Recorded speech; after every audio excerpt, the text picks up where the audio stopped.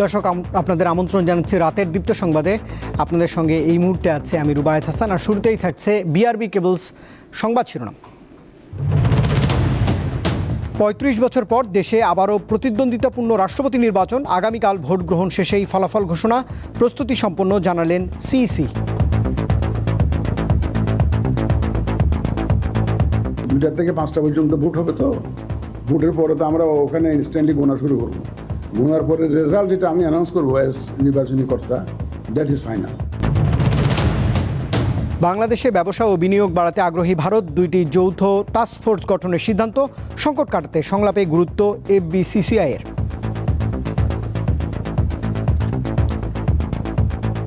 আমরা দুই পক্ষে আলোচনা করেছি যে আমরা সরকারের কাছে এই আবেদনটা জানাবো যাতে টাস্কফোর্সটা একেবারেই B2B টাস্কফোর্স হয়। ক্যাশলেস লেনদেনে দেশে বিপ্লব ঘটাতে যাচ্ছে বাংলা কিউআর। এরই মধ্যে যুক্ত 37টি ব্যাংক ও আর্থিক প্রতিষ্ঠান। কমাবে অপরাধমূলক কর্মকাণ্ড।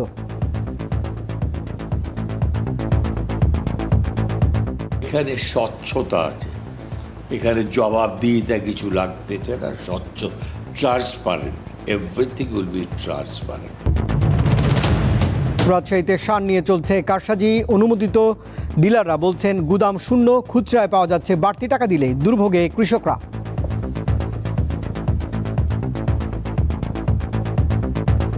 আমি একজন কৃষক, কৃষি কার্ড আছে, অথচ আমরা সময় মতো সার পাচ্ছি না। একটা কৃষক কার্ডে 3 বস্তা সার পাচ্ছি, 3 বস্তা সারে তো আমার আবাদ হবে না। কলকাতায় অগ্নিকাণ্ডে নিহত 8 বাংলাদেশি। ট্রাজেডিতে প্রাণ গেল স্ত্রী, সন্তান ও শ্বশুর সহ কুষ্টিয়ার সাংবাদিকের। গিয়েছিলেন চিকিৎসার উদ্দেশ্যে।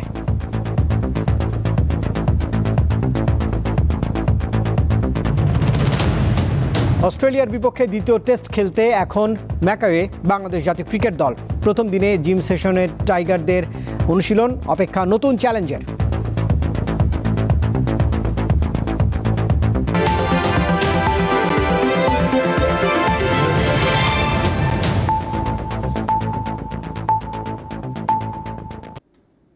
এবারে পুরো আয়োজন। ৩৫ বছর পর আবারও প্রতিদ্বন্দ্বিতাপূর্ণ রাষ্ট্রপতি নির্বাচনে ভোট হতে যাচ্ছে। আগামীকাল জাতীয় সংসদের অধিবেশন কক্ষে ভোট দেবেন সংসদ সদস্যরা। এবারের নির্বাচনে প্রতিদ্বন্দ্বিতা করছেন বিএনপি প্রার্থী মির্জা ফখরুল ইসলাম আলমগীর এবং জামায়াতে ইসলামীর নেতৃত্বাধীন 11 দলীয় ঐক্যর প্রার্থী অলি আহমদ। বৃহস্পতিবার দুপুর 2টা থেকে বিকেল 5টা পর্যন্ত বিরতিহীন চলবে এই ভোট গ্রহণ। দেশে সবশেষ 1991 সালে রাষ্ট্রপতি পদে ভোট হয়। এরপর থেকে 7 জন রাষ্ট্রপতি ক্ষমতাসীন দলের একক প্রার্থী হিসেবে বিনা প্রতিদ্বন্দ্বিতায় নির্বাচিত হন। বিরোধী দল কোনো প্রার্থী দেয়নি। এবার বিরোধী দল থেকে প্রার্থী দেওয়ায় 3.5 দশক পর রাষ্ট্রপতি পদে সরাসরি প্রতিদ্বন্দ্বিতাপূর্ণ ভোট হতে যাচ্ছে। এজন্য সংসদ ভবনে বসানো হয়েছে ব্যালট বাক্স। নির্বাচনে জাতীয় সংসদের 349 জন সংসদ সদস্য ভোটার। শারীরিক অসুস্থতা ও ব্যক্তিগত কারণ দেখিয়ে গত 24 জুলাই দেশের 22তম রাষ্ট্রপতি মোহাম্মদ শাহাবুদ্দিন পদত্যাগ করেন। এরপর স্পিকার হাফিজউদ্দিন আহমদ ভারপ্রাপ্ত রাষ্ট্রপতি দায়িত্ব গ্রহণ করেন। 20 আগস্ট নির্বাচন কমিশন 23তম রাষ্ট্রপতি নির্বাচনের তফসিল ঘোষণা করে। ভোট গ্রহণের তারিখ ও সময় হচ্ছে 20 আগস্ট বৃহস্পতিবার। রাষ্ট্রপতি পদে প্রতিদ্বন্দ্বিতা করছেন দেশের 2 শীর্ষ ও প্রবীণ রাজনীতিক। জাতীয়তাবাদী দল বিএনপির পক্ষে মির্জা ফখরুল ইসলাম আলমগীর এবং জামায়াতে ইসলামীর নেতৃত্বাধীন 11 দলীয় ঐক্যের প্রার্থী হয়েছেন অলি আহমদ। 11 দলীয় ঐক্যের 90 জন সংসদ সদস্য থাকলেও 2/3 সংখ্যাগরিষ্ঠতা রয়েছে বিএনপির। এছাড়া সংবিধানের 70 অনুচ্ছেদ অনুযায়ী দলের বাইরে ভোট দেওয়ার সুযোগ না থাকায় মির্জা ফখরুল ইসলাম আলমগীরের জয় অনেকটা নিশ্চিত। নির্বাচনে সংসদ সদস্যদের আইডি কার্ড সাথে রাখা সহ বেশ কিছু নিয়ম মেনে চলতে হবে। চালানো যাবে না নির্বাচনী প্রচারণা। ভোট গ্রহণ শেষ হওয়ার পরই গণনা শুরু হবে। প্রাপ্ত বৈধ ভোট গণনা শেষে সর্বাধিক ভোট পাওয়া প্রার্থীকে বিজয়ী ঘোষণা করবেন নির্বাচন কর্মকর্তা। পরে নির্বাচন কমিশন থেকে ফলাফলের গেজেট প্রকাশ করা হবে। লাবণী গুহ, দীপ্ত সংবাদ, ঢাকা। এদিকে রাষ্ট্রপতি নির্বাচনে ভোটের দিন জাতীয় সংসদ ভবনের ভেতরে কোনো ধরনের নির্বাচনী প্রচারণা চালানো যাবে না বলে জানিয়েছেন প্রধান নির্বাচন কমিশনার AMM নাসির উদ্দিন। দুপুরে আগারগাঁওয়ের নির্বাচন ভবনে সংবাদ সম্মেলনে তিনি বলেন, এটি একটি ঐতিহাসিক নির্বাচন হতে যাচ্ছে। সারা বিশ্ব এই নির্বাচনের দিকে তাকিয়ে রয়েছে। নির্বাচনে প্রথমে ভারপ্রাপ্ত রাষ্ট্রপতি, প্রধানমন্ত্রী, স্পিকার ও বিরোধী দলীয় নেতা ভোট দেবেন, যা বাংলাদেশ টেলিভিশনের মাধ্যমে সরাসরি সম্প্রচার করা হবে বলে উল্লেখ করেছেন সিইসি। গণনা শেষে সবার সামনেই ভোটের ফলাফল ঘোষণাও করা হবে। ভোটের ফলাফল যেটা ঘোষণা হবে, ওই যে 2টা থেকে 5টা পর্যন্ত ভোট হবে, তো ভোটের পরে তো আমরা ওখানে ইনস্ট্যান্টলি গোনা শুরু করব। গোনার পরে রেজাল্ট যেটা আমি অ্যানাউন্স করবো অ্যাজ নির্বাচনী কর্তা, that is final as per law, that is final as per law. সুতরাং ওইটা আমরা ভোটের পরপরই আমরা কাউন্টিং করে ওখানে আমরা ঘোষণা করে দেব। পরে আমরা এখানে এসে হয়তো দিনই গ্যাজেট করে দেবো। এটা বিএনপির সংসদীয় দলের সভায় বিদায়ী বক্তব্যে কাঁদলেন দলের সদ্য সাবেক মহাসচিব ও রাষ্ট্রপতি পদপ্রার্থী মির্জা ফখরুল ইসলাম আলমগীর। বুধবার জাতীয় সংসদ ভবনে সরকারি দলের সভাকক্ষে প্রায় 1.5 ঘন্টার এই বৈঠকে মির্জা ফখরুল ইসলাম নেতাকর্মীদের কাছে দোয়া চেয়ে রাষ্ট্রপতি নির্বাচনে ভোট দেওয়ার আহ্বান জানান। বিএনপিতে যোগ দেওয়ার পর জ্যেষ্ঠ যুগ্ম মহাসচিব, ভারপ্রাপ্ত মহাসচিব ও পরে মহাসচিব হিসেবে দীর্ঘ দায়িত্ব পালন করেন মির্জা ফখরুল ইসলাম আলমগীর। দায়িত্বকালে তাঁর কোনো ভুল ভ্রান্তি হয়ে থাকলে কিংবা কারো মনে কষ্ট দিয়ে থাকলে এজন্য তিনি ক্ষমা প্রার্থনা করেছেন। সভায় বিএনপির চেয়ারম্যান ও প্রধানমন্ত্রী তারেক রহমানও দলীয় সংসদ সদস্যদের মির্জা ফখরুলের পক্ষে ভোট দিতে বলেন। সে সময় তিনিও আবেগ আপ্লুত হয়ে পড়েন।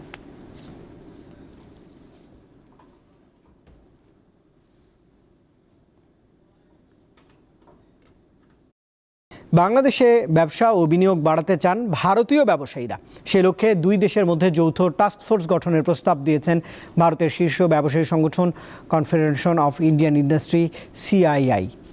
এই প্রস্তাবকে স্বাগত জানিয়েছে বাংলাদেশের ব্যবসায়ীদের শীর্ষ সংগঠন FBCCI। আগামী 2 সপ্তাহের মধ্যে এই টাস্কফোর্স গঠন হতে পারে। বর্তমানে বাংলাদেশ ভারত দ্বিপক্ষীয় বাণিজ্যের পরিমাণ প্রায় $12 বিলিয়ন।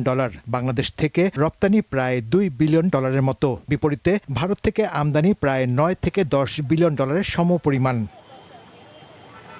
এ অবস্থায় 2 দেশের ব্যবসায়িক সম্পর্ক আরও গতিশীল করতে সম্প্রতি স্বাস্থ্য, প্রযুক্তি, অবকাঠামো ও সৌরশক্তি খাতে 2টি নতুন বিজনেস টু বিজনেস যৌথ টাস্কফোর্স গঠনের প্রস্তাব দেওয়া হয়েছে। এর মধ্যে একটি অবকাঠামো খাতে বেসরকারি বিনিয়োগ ও সরকারি বেসরকারি অংশীদারিত্ব বা PPP উন্নয়নে এবং অন্যটি semiconductor, green hydrogen, battery storage ও ডেটা সেন্টারের মতো ভবিষ্যৎমুখী শিল্পে সহযোগিতা বিষয়ক। সম্প্রতি FBCCI কার্যালয়ে দ্বিপাক্ষিক বৈঠকে এসব বিষয়ে আলোচনা হয়, যা নিয়ে ইতিবাচক মনোভাব দেখান এই ব্যবসায়ী নেতা। AI ইন্ডাস্ট্রি, সেমিকন্ডাক্টর, তারা এরকম 7-8টা ইন্ডাস্ট্রির কথা বলেছেন। জ্বালানির উপর নির্ভরশীলতা তুলনামূলকভাবে অনেক কম। এরকম যদি ইনভেস্টমেন্টের খাতগুলি আমরা বের করতে পারি, তাহলেও কিন্তু আমাদের দেশি বিদেশি বিনিয়োগ আহরণ করা এবং তার মাধ্যমে কর্মসংস্থান সৃষ্টি করা এবং সেটাকে অর্থনীতিকে সচল রাখার ক্ষেত্রে গুরুত্বপূর্ণ ভূমিকা পালন করবে। তিনি আরও বলেন, কিভাবে উভয় দেশের ব্যবসায়ীদের মধ্যে আস্থা বাড়ানো যায় সেটি নিয়েও কাজ করতে হবে। সংলাপ না বাড়াতে পারলে ব্যবসার ক্ষেত্রে বিদ্যমান সমস্যা কমবে না। আমরা এই টাস্কফোর্সটা ব্যুরোক্রেসির এই লাল ফিতায় প্রথমেই আটকা পড়ে যাক, সেটা আমরা চাচ্ছি না। অনেস্টলি আমরা 2 পক্ষে আলোচনা করেছি যে আমরা সরকারের কাছে এই আবেদনটা জানাবো যাতে টাস্কফোর্সটা একেবারেই B2B টাস্কফোর্স হয়। টাইম ফ্রেমটা দেওয়া একটু দূর বাট যদি এটা B2B হয় তাহলে মোটেও খুব বেশি সময় লাগবে না, 2 সপ্তাহের ভিতরেও করা সম্ভব হতে পারে। এছাড়া বাংলাদেশ ভারতের মধ্যকার বাণিজ্যে অশুল্ক বাধা, ভিসা প্রাপ্তি নিয়ে জটিলতা দূর করার বিষয়েও আলোচনা হয়েছে বলে জানিয়েছে FBCCI। শাহরিয়ার ইমন, দীপ্ত সংবাদ, ঢাকা। লেনদেনে বাংলা QR বাধ্যতামূলক করার পর গত 1 মাসে মার্চেন্ট ও গ্রাহক উভয় পক্ষের আগ্রহ ও আস্থা বেড়েছে। সেই সঙ্গে বেড়েছে লেনদেনও। আর এ ব্যবস্থাপনায় যুক্ত হয়েছে 37টি ব্যাংক ও MFS প্রতিষ্ঠান। চালুর পর প্রথম 40 দিনে লেনদেন হয়েছে 2000 কোটি টাকার বেশি। বাংলা QR নিয়ে ধারাবাহিক প্রতিবেদনের আজ শেষ পর্ব দেখুন। 2023 সালে আন্তঃব্যাংক কোডভিত্তিক লেনদেন নিষ্পত্তির ব্যবস্থা চালু করে বাংলাদেশ ব্যাংক। আর গত 1 জুলাই থেকে সব প্রতিষ্ঠানের কোডভিত্তিক লেনদেন বাংলা QR প্রতিস্থাপন বাধ্যতামূলক করে কেন্দ্রীয় ব্যাংক। এই নগদ টাকা প্রিন্ট করতে, স্টোর করতে, ট্রান্সপোর্ট করতে এবং এই যে পাহারা দিয়ে রাখতে এখানেও বছরে 20,000 কোটি টাকা খরচ আছে।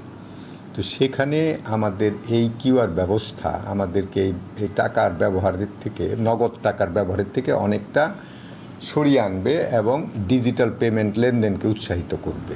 বর্তমানে 42টি ব্যাংক ও এমএফএস প্রতিষ্ঠানের অ্যাপস ভিত্তিক লেনদেন সুবিধা রয়েছে। প্রতিটির কিউআর কোড না থাকলেও প্রতিষ্ঠানের অ্যাপে বাংলা কিউআর আইকন যুক্ত করতে নির্দেশ দিয়েছে বাংলাদেশ ব্যাংক। এ ব্যবস্থায় এখন পর্যন্ত যুক্ত হয়েছে 37টি ব্যাংক ও এমএফএস প্রতিষ্ঠান। বাংলাদেশ ব্যাংক একটা ইউনিক কিউআর জেনারেট করলো, যেই কিউআরটা স্ক্যান করে যে কোনো কাস্টমারই তার পেমেন্ট দিতে পারবে। দ্যাট ইজ রকেটের, বিকাশের, তারপর নগদের। শুধু তাই না, আপনি কোনো একটা ব্যাংকের অ্যাপসের মাধ্যমে পেমেন্ট করতে চাচ্ছেন, আপনি পূবালী ব্যাংকের গ্রাহক, আপনি পূবালী ব্যাংকের অ্যাপসটা মোবাইল ওপেন করবেন, কিউআর স্ক্যান করবেন, পেমেন্ট হয়ে যাবে। এই জন্য বাংলা কিউআর দিয়েছে যে বাংলা মানে এই সারা বাংলা, এই বাংলাদেশ, এই বাংলাদেশের জন্য একটা ইউনিক কিউআর থাকবে। অপরাধমূলক লেনদেন রোধ, রাজস্ব আয় বাড়ানো, সময়, খরচ ও ঝুঁকি কমাতে বিশ্বের অনেক দেশই ক্যাশলেস লেনদেনে চলে গেছে। কারণ হিসেবে বলা হচ্ছে এ ব্যবস্থায় কর ফাঁকি দেওয়া প্রায় অসম্ভব। এখানে স্বচ্ছতা আছে, এখানে জবাবদিহিতা কিছু লাগতেছে না, স্বচ্ছ, transparent, everything will be transparent. Even এই যে কেউ যদি বলে যে আপনি ওখানে পেমেন্ট করেছেন, ট্যাক্স দেন না, ভ্যাট দেন না, এগুলো সব রেকর্ডেড হয়ে যাচ্ছে এটাতে। আগামী 1 অক্টোবর থেকে বাংলাদেশ ব্যাংকের নির্দেশ অনুযায়ী বাংলা কিউআর কোড দিয়ে লেনদেনে কোনো মার্চেন্ট চার্জ থাকবে না।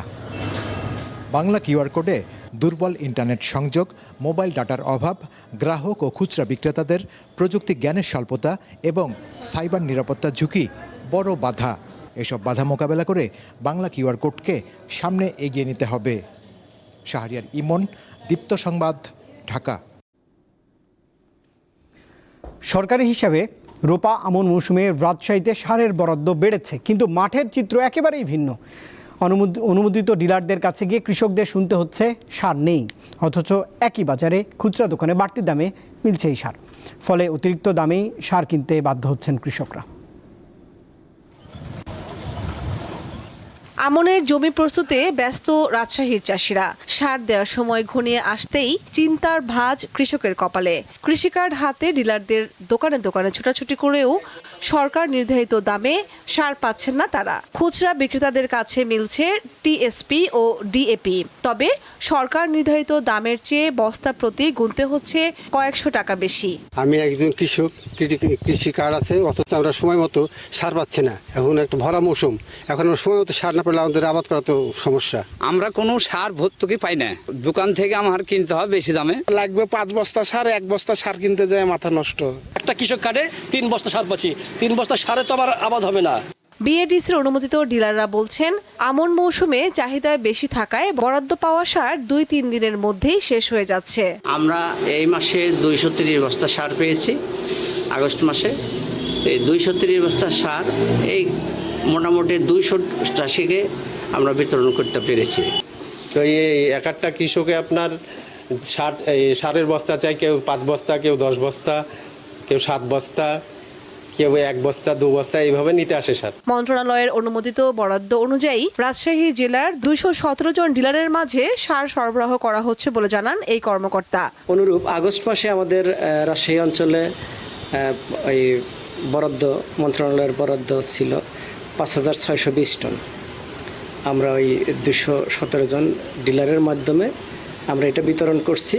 সরকার নির্ধারিত দামে 50 কেজির 1 বস্তার টিএসপি সারের মূল্য 1350 টাকা, ডিএপি 1050 আর এমওপি 1000 টাকা। আর খুচরা বাজারে টিএসপি বিক্রি হচ্ছে 1700 থেকে 1800 টাকা, ডিএপি 1600 আর এমওপি বিক্রি হচ্ছে 1500 টাকা। কামরুন নাহার, দীপ্ত, বার্তাকক্ষ। এবার ভারতের কলকাতায় আগুন ট্র্যাজেডির শিকার বাংলাদেশিরা। নিহতদের মধ্যে আছেন কুষ্টিয়ার এক সাংবাদিক, তার স্ত্রী, 3 বছরের শিশু সন্তান ও শ্বশুর। মঙ্গলবার রাতে কলকাতায় নিউ মার্কেটের কাছে মির্জা গালিব স্ট্রিটের একটি আবাসিক হোটেলে ভয়াবহ ওই অগ্নিকাণ্ডে 9 জন প্রাণ হারান, যার মধ্যে 7 জন বাংলাদেশি বলে এখন পর্যন্ত নিশ্চিত হওয়া গেছে। চিকিৎসার জন্য 15 দিন আগে পরিবারসহ ভারতে গিয়েছিলেন কুষ্টিয়া শহরের আরুয়াপাড়ার দেবাশিস দত্ত। কলকাতা থেকে বুধবার দেশে ফেরার কথা ছিল তাদের, কিন্তু হোটেলে ভয়াবহ অগ্নিকাণ্ডে না ফেরার দেশে চলে গেলেন পরিবারসহ।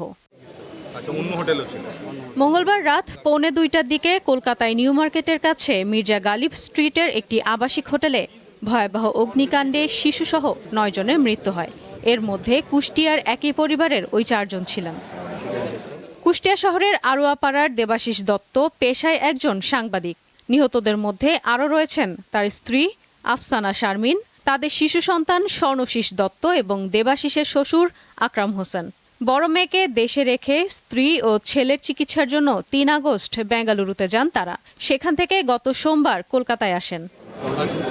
ভারতের গণমাধ্যম অগ্নিকাণ্ডে 8 বাংলাদেশি নাগরিক নিহত হওয়ার তথ্য জানিয়েছে। তারা চিকিৎসার উদ্দেশ্যে কলকাতায় গিয়েছিলেন বলে জানা গেছে। কলকাতার ফায়ার সার্ভিসের সদর দপ্তরের পাশে হোটেলটির অবস্থান। 5 তলা ভবনের প্রতিটি তলায় আরও আবাসিক হোটেল আছে বিভিন্ন নামে। 3 তলা থেকে এসি বিস্ফোরণ কিংবা শর্ট সার্কিট থেকে আগুনের সূত্রপাত হতে পারে বলে প্রাথমিকভাবে ধারণা করা হচ্ছে। এই ট্র্যাজেডির পরপরই এখন নানা প্রশ্ন উঠতে শুরু করেছে। শুধু আগুন কিভাবে লেগেছে তা নিয়েই নয়, বরং ঘুমন্ত অতিথিতে ভরপুর একটি ভবন থেকে বের হওয়া কেন এত কঠিন ছিল তা নিয়েও তৈরি হয়েছে বড় জিজ্ঞাসা। এই দুর্ঘটনায় আহত ও নিহতদের বাংলাদেশে অবস্থানরত স্বজনদের যোগাযোগের সুবিধার্থে সার্বক্ষণিক হেল্পলাইন চালু করেছে কলকাতা বাংলাদেশ উপহাইকমিশন। যোগাযোগের নাম্বার হল 918274821352 এবং হোয়াটসঅ্যাপ নাম্বার 880172912266 ও 919903426119। ইশরাত সুমা, দীপ্ত বার্তা কক্ষ। এদিকে কলকাতা অগ্নিকাণ্ডে নিহত আহমেদ বাবুর সাভারের বাসায় নেমে এসেছে শোকের ছায়া। স্বজনরা জানিয়েছেন গত সোমবার তিনি ব্যবসায়িক কাজে ভারতে যান।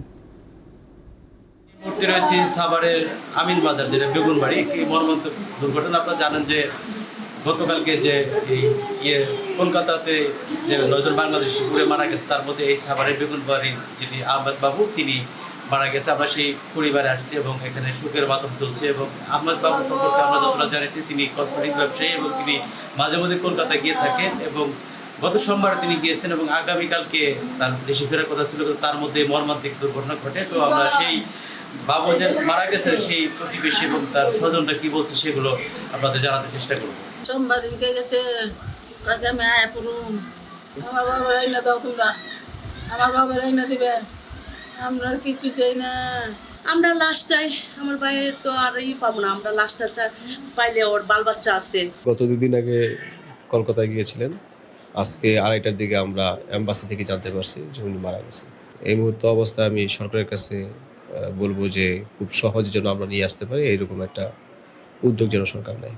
এই তরুণ একজন ব্যবসায়ীর মৃত্যুতে এই বাড়িতে শোকের ছায়া নেমে এসেছে এবং তারা চাচ্ছেন যাতে দ্রুত তাড়াতাড়ি এই আহমদ বাবুর মরদেহটি বাংলাদেশে এনে দাফন কাফন করা হয়। এম এ হালিম, দীপ্ত সংবাদ, সাভার। র্যাব বিলুপ্ত না করে স্পেশাল রেসপন্স ব্যাটালিয়ন বা এসআরবি নামে রেখে দেওয়া হয়েছে। এ নিয়ে কী ভাবছেন দেশের সাধারণ জনগণ? দীপ্ত সংবাদের নিয়মিত আয়োজন জনতার কথায় থাকছে সেই প্রসঙ্গ। র্যাবের নাম পরিবর্তন করে নতুন নামকরণ করা হয়েছে। গতকাল 18 আগস্ট মন্ত্রিসভার বৈঠকে নতুন নাম করা হয় স্পেশাল রেসপন্স ব্যাটালিয়ন এসআরবি।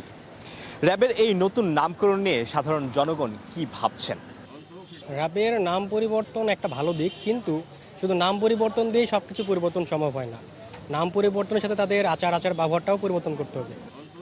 ওদের কাজ ওরা যদি ঠিক মতন করে থাকে, ওরা যেটা করতেছে ওদের যে ডিউটি, মেইন ডিউটিটা ওটা যদি প্রপারলি কমপ্লিট করে, তাহলে ওটা তো নাম দিয়ে আমার ঠিক এফেক্ট পড়বে না কোনো। বাংলাদেশের ক্ষেত্রে যে কোনো কিছুতেই নাম পরিবর্তন, ড্রেসের কালার পরিবর্তন, ড্রেস কোড পরিবর্তন, এই জিনিসগুলো খুব করা হয়। বাট আমার মনে হয় না যে শুধুমাত্র নাম পরিবর্তন করে বা তাদের ড্রেস কোড পরিবর্তন করে খুব একটা চেঞ্জেস আনা যাবে, যদি না সিস্টেমে চেঞ্জ আনা হয়। নাম পরিবর্তন এটার উপর জোর না দিয়ে আমরা তাদেরকে বিভিন্ন সেমিনার বা ওয়ার্কশপের মাধ্যমে তাদের চারিত্রিক গুণাবলী বা তাদের যেই ডিউটিগুলো আছে সেগুলো রেসপন্সিবিলিটিগুলো যদি ঠিকমতো করতে পারে সেটার দিকে আমাদের নজর দেওয়া উচিত। আমাদের আসলে নাম নিয়ে কোনো সমস্যা নেই, নাম যে কোনো কিছুই হইতে পারে, কিন্তু তাদের যে কাজকর্ম, তাদের উপর যে দায়িত্ব, ওই রকম কোনো অকারেন্স কোথাও ঘটলে, অপরাধমূলক কোনো কাজকর্ম কোথাও ঘটলে তারা যেন দ্রুত রেসপন্স করে, তারা তাদের দায়িত্ব ঠিকমতো পালন করলে আমরা জনগণ খুশি।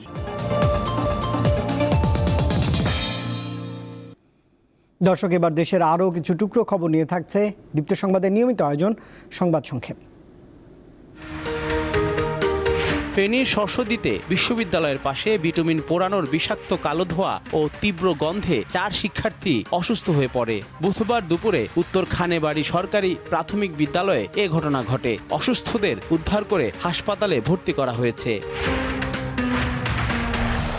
বঙ্গোপসাগর ও নাফ নদীতে মাছ শিকারে গিয়ে আটক হওয়া 24 জেলেকে ফেরত দিয়েছে মিয়ানমারের সশস্ত্র গোষ্ঠী আরাকান আর্মি। বুধবার দুপুরে বিজিবির প্রচেষ্টায় তাদের ফিরিয়ে আনা হয়। 24 জেলের মধ্যে 16 জন বাংলাদেশের নাগরিক।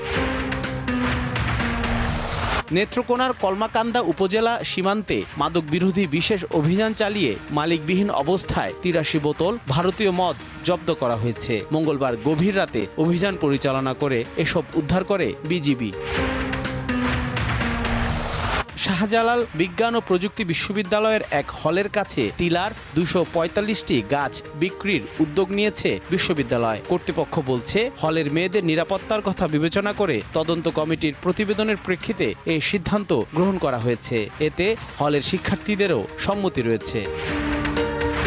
জহিরুল মোহসান, দীপ্ত বার্তাকক্ষ। রাজধানীর সড়কে মহিলা বাস সার্ভিস চালু হওয়ায় স্বস্তিতে যাতায়াত করতে পারছেন নারীরা। নিরাপদ ও স্বচ্ছন্দে গন্তব্যে পৌঁছাতে পেরে খুশি তারা। শুধু কয়েকটি রুটে নয়, শহরের গুরুত্বপূর্ণ সব সড়কে এই ধরনের বিশেষ বাসের সংখ্যা বাড়ানোর দাবি করেছেন তারা। ব্যস্ত সড়কে ছুটে চলছে নারী যাত্রীদের বিশেষ বাস। নেই গণপরিবহনের মতো ভিড়, হুড়োহুড়ি করে গাড়িতে ওঠার অস্বস্তি। প্রতিদিনের কর্মস্থল বা প্রয়োজনে বের হয়ে বিড়ম্বনা থেকে যেন রেহাই পেয়েছেন নারী যাত্রীরা। বিশেষ এই ব্যবস্থা চালু হওয়ায় অনেকটা স্বস্তিতে যাতায়াত করতে পারছেন তারা। দ্বিতীয় দিনে বেশি ভিড় না থাকলেও প্রতি বাসেই ছিলেন কর্মজীবী নারী, শিক্ষার্থী সহ নানা বয়সী যাত্রী। পাশাপাশি পুরুষ যাত্রী না থাকায় অনেকটা স্বাচ্ছন্দ্যে যাতায়াত করতে পারছেন তারা। সরকারের এই উদ্যোগটা ভালো আমাদের জন্য, বিশেষ করে আমার জন্য খুব ভালো হয়েছে যে বাচ্চা নিয়ে নর্মাল বাসে ওঠার সময় যে ঝামেলাটা হতো সেটা হচ্ছে না এখন। এবং আজকেই আর কি ফার্স্ট আমি বাসে উঠলাম, ভালো লাগছে আমার। এটা তো খুবই ফ্লেক্সিবল একটা ট্রান্সপোর্ট হয়েছে যে আমরা মেয়েরা সব একসাথে যাব, আবার ড্রাইভ করবে মেয়েরা, আমাদের হেল্প করবে মেয়েরা, খুবই ভালো।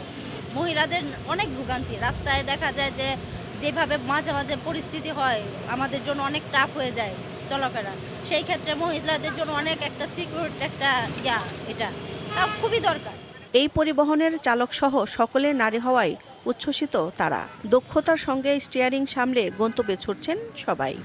নারীদেরকে আমরা যেন তাদের গন্তব্যে শৃঙ্খলাভাবে কোনো দুর্ঘটনা না হোক, শান্তি শৃঙ্খলা মতো আমরা যেন তাদের গন্তব্যে পৌঁছে দিতে পারি।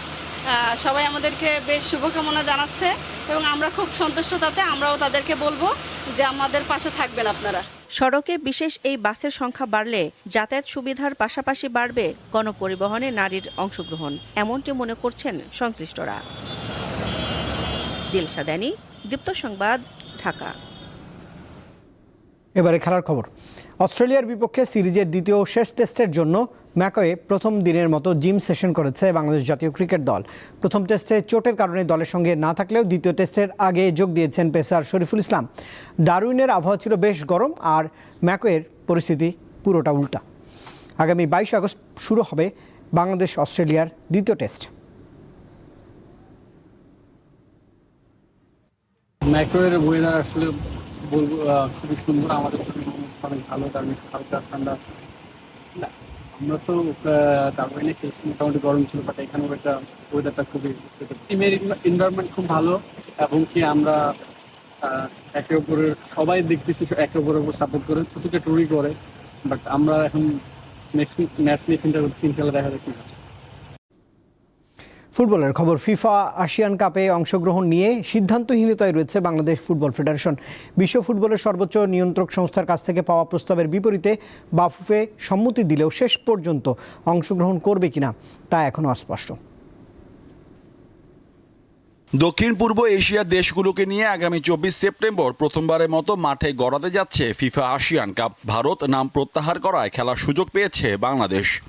ফুটবলের নিয়ন্ত্রক সংস্থা ফিফা এরই মধ্যে বাফুফের কাছে সেপ্টেম্বর উইন্ডোর পরিকল্পনা নিয়ে জানতে চেয়েছে, তবে বিষয়টি নিয়ে এখনও নিজেদের অবস্থান স্পষ্ট করেনি বাফুফে। লুফে নিতে পারিনি তা সেটা ঠিক না, আমরা লুফে নেই তা না, লুফে নিচ্ছি, কিন্তু এখন আমাদের পুরোপুরি সিদ্ধান্তটা আসে নাই। ফিফার আপগ্রেড তো এখন আমাদের কাছে নাই, আমরা জানাবার পর তারপর আবার ফিফা আমাদেরকে এই করবে।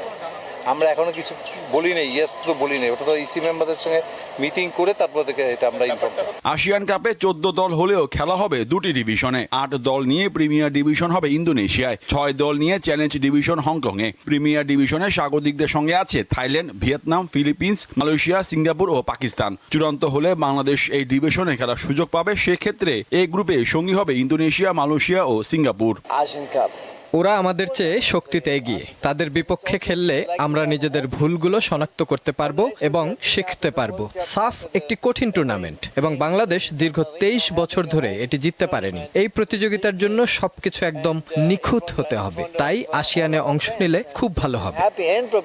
এবারে সেপ্টেম্বর অক্টোবর ফিফা উইন্ডো মোট 16 দিনের। লম্বা এই সময়ে বাংলাদেশ ঘরের মাঠে একটি 4 জাতির টুর্নামেন্ট আয়োজনের চেষ্টা চালাচ্ছে। সেই সঙ্গে কাজাখস্তানে গিয়ে 3 জাতির টুর্নামেন্ট খেলার আমন্ত্রণও রয়েছে। মোহাম্মদ হাসিব, দীপ্ত স্পোর্টস, ঢাকা। দর্শক, এই খবরের সঙ্গে শেষ করব রাতের দীপ্ত সংবাদ। শেষ করার আগে প্রধান খবরের শিরোনাম জানাবো আরেকবার। 35 বছর পর দেশে আবারও প্রতিদ্বন্দ্বিতাপূর্ণ রাষ্ট্রপতি নির্বাচন। আগামীকাল ভোট গ্রহণ শেষেই ফলাফল ঘোষণা। প্রস্তুতি সম্পন্ন জানালেন সিইসি। 2টা থেকে 5টা পর্যন্ত ভোট হবে, তো ভোটের পরে তো আমরা ওখানে ইনস্ট্যান্টলি গোনা শুরু করবো। গোনার পরে রেজাল্ট যেটা আমি অ্যানাউন্স করবো অ্যাজ নির্বাচনী কর্তা, দ্যাট ইজ ফাইনাল। বাংলাদেশে ব্যবসা ও বিনিয়োগ বাড়াতে আগ্রহী ভারত। 2টি যৌথ টাস্ক ফোর্স গঠনের সিদ্ধান্ত। সংকট কাটাতে সংলাপে গুরুত্ব এফবিসিসিআইয়ের। আমরা দুই পক্ষে আলোচনা করেছি যে আমরা স্ব সরকারের কাছে এই আবেদনটা জানাবো যাতে টাস্ক ফোর্সটা একেবারেই B2B টাস্ক ফোর্স হয়। ক্যাশলেস লেনদেনে দেশে বিপ্লব ঘটাতে যাচ্ছে বাংলা কিউআর। এর মধ্যে যুক্ত 37টি ব্যাংক ও আর্থিক প্রতিষ্ঠান। কমাবে অপরাধমূলক কর্মকাণ্ড। এখানে স্বচ্ছতা আছে, এখানে জবাবদিহিতা কিছু লাগতেছে না, স্বচ্ছ, transparent, everything will be transparent. রাজশাহীতে সার নিয়ে চলছে কারসাজি। অনুমোদিত ডিলাররা বলছেন গুদাম শূন্য, খুচরায় পাওয়া যাচ্ছে, বাড়তি টাকা দিলেই দুর্ভোগে কৃষকরা।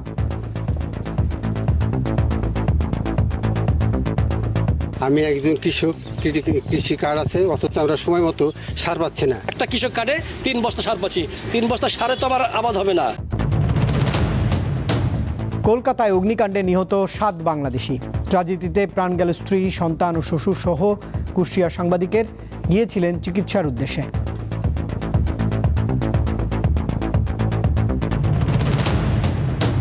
অস্ট্রেলিয়ার বিপক্ষে দ্বিতীয় টেস্ট খেলতে এখন ম্যাকোয়ে বাংলাদেশ জাতীয় ক্রিকেট দল। প্রথম দিনে জিম সেশন টাইগারদের, অপেক্ষা নতুন চ্যালেঞ্জের।